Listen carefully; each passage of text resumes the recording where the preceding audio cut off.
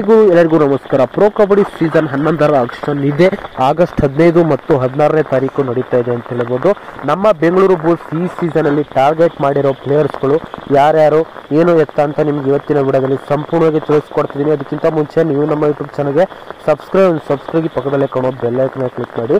ಈ ಸೀಸನ್ ಒಂದು ಬೆಸ್ಟ್ ಟೀಮ್ನ ಮಾಡಬೇಕು, ಯಂಗ್ಸ್ಟರ್ಗಳೇ ತುಂಬಿರಬೇಕು ಅನ್ನೋ ಒಂದು ಇಂಟೆಂಟ್ ಅಲ್ಲಿ NYP ಪ್ಲೇಯರ್ನಾಗಿ ಕೂಡ ಒಬ್ಬ ಯಂಗ್ಸ್ಟರ್ಗಳನ್ನೇ ಪಿಕ್ ಮಾಡಿದ್ದಾರೆ ಅಂತ ಹೇಳ್ಬೋದು. ಅದೇ ರೀತಿ ಪರ್ಚೇಸ್ ಮಾಡೋ ಪ್ಲೇಯರ್ಸ್ಗಳು ಕೂಡ ಬೆಸ್ಟ್ ಆಗಿರಬೇಕು ಅನ್ನೋ ಕಾರಣಕ್ಕೋಸ್ಕರ ಒಂದಿಷ್ಟು ಜನನ ಟಾರ್ಗೆಟ್ನ ಮಾಡಿದ್ದಾರೆ ಅಂತ ಹೇಳ್ಬೋದು. ನಮ್ಮ ಟೀಮಿಂದ ಈಗಾಗಲೇ ಎಕ್ಸ್ಪೀರಿಯನ್ಸ್ ಇರೋ ಸುರ್ಜಿತ್ ಸಿಂಗ್ನ ರಿಟರ್ನ್ ಮಾಡೋದಂತೂ ಪಕ್ಕ ಅಂತಲೇ ಹೇಳ್ಬೋದು. ಯಾಕಪ್ಪ ಅಂದ್ರೆ ಅವ್ರಿಗೆ ಎಕ್ಸ್ಪೀರಿಯನ್ಸ್ ಇದೆ, ಅದೇ ರೀತಿ ಕ್ಯಾಪ್ಟನ್ ಮೆಟೀರಿಯಲ್ ಕೂಡ ಇದ್ದಾರೆ. ಆ ಕಾರಣಕ್ಕೋಸ್ಕರ ಅವ್ರನ್ನ ನಮ್ಮ ಬೆಂಗಳೂರು ಬುಲ್ಸ್ ರಿಟರ್ನ್ ಮಾಡುತ್ತೆ ಅಂತ ಹೇಳ್ಬೋದು. ಪರ್ಚೇಸ್ ಮಾಡೋ ಪ್ಲೇಯರ್ ಕಡೆ ನೋಡೋದ್ರೆ ಬೇರೆ ಪ್ಲೇಯರ್ ಕಡೆ ನೋಡೋದ್ರೆ ಯಾರಪ್ಪ ಅಂದ್ರೆ ಪವನ್ ಕುಮಾರ್ ಶರಾವತ್, ಇವರ ಮೇಲೆ ನಮ್ಮ ಬೆಂಗಳೂರು ಬುಲ್ಸ್ ಮತ್ತೆ ಟಾರ್ಗೆಟ್ ಮಾಡುತ್ತೆ ಅಂತ ಹೇಳ್ಬೋದು. ಇವರು ನಮ್ಮ ಮತ್ತೆ ಬೆಂಗಳೂರು ಬುಲ್ಸ್ನ ಸೇರಬಹುದು ಅಂತ ಹೇಳ್ಬೋದು. ಎರಡನೇ ಪ್ಲೇಯರ್ ಪ್ರದೀಪ್ ನರ್ವಾಲ್ ಅಂತಾನೆ ಹೇಳ್ಬೋದು.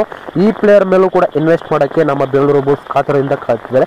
ಮೂರನೇ ಪ್ಲೇಯರ್ ನೋಡೋದಾದ್ರೆ ಯಾರಪ್ಪ ಅಂದ್ರೆ ಅಸ್ಲಂ ಇನಾಮ್ದಾರ್ ಅಂತಾನೆ ಹೇಳ್ಬೋದು. ಪುಣೇರಿ ಪರ್ಯಟನ ಲಾಸ್ಟ್ ಇಯರ್ ಕ್ಯಾಪ್ಟನ್, ಅವರು ಕ್ಯಾಟಗರಿ ಏಳಿರೋ ಕಾರಣ ಅವ್ರು ರಿಲೀಸ್ ಆಗೋ ಸಾಧ್ಯತೆ ಜಾಸ್ತಿ ಇದೆ. ಅವ್ರನ್ನೂ ಕೂಡ ಟಾರ್ಗೆಟ್ ಮಾಡ್ತಿದ್ದಾರೆ. ಅದೇ ರೀತಿ ನಮ್ಮ ಚಿಹಾನೆ, ಬೆಸ್ಟ್ ಆಲ್ರೌಂಡರ್ ಆಗಿರೋ ಚಿಹಾನೆನೂ ಕೂಡ ನಮ್ಮ ಬೆಂಗಳೂರು ಬುಲ್ಸ್ ಟಾರ್ಗೆಟ್ ಮಾಡೋ ಸಾಧ್ಯತೆ ಜಾಸ್ತಿ ಇದೆ ಅಂತ ಹೇಳ್ಬೋದು.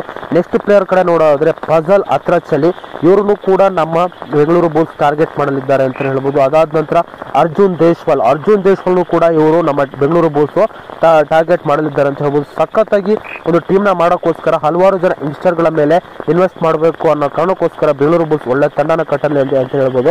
ನಿಮಗೆ ಅನ್ಸುತ್ತೆ ಈ ಪ್ಲೇಯರ್ಸ್ಗಳ ಮೇಲೆ ಟಾರ್ಗೆಟ್ ಮಾಡಿರೋ ಬಗ್ಗೆ ಕಮೆಂಟ್ ಮಾಡಿ. ಇದಿಷ್ಟು ಇವತ್ತಿನ ಬಾಯ್ ಸ್ನೇಹಿತರೆ.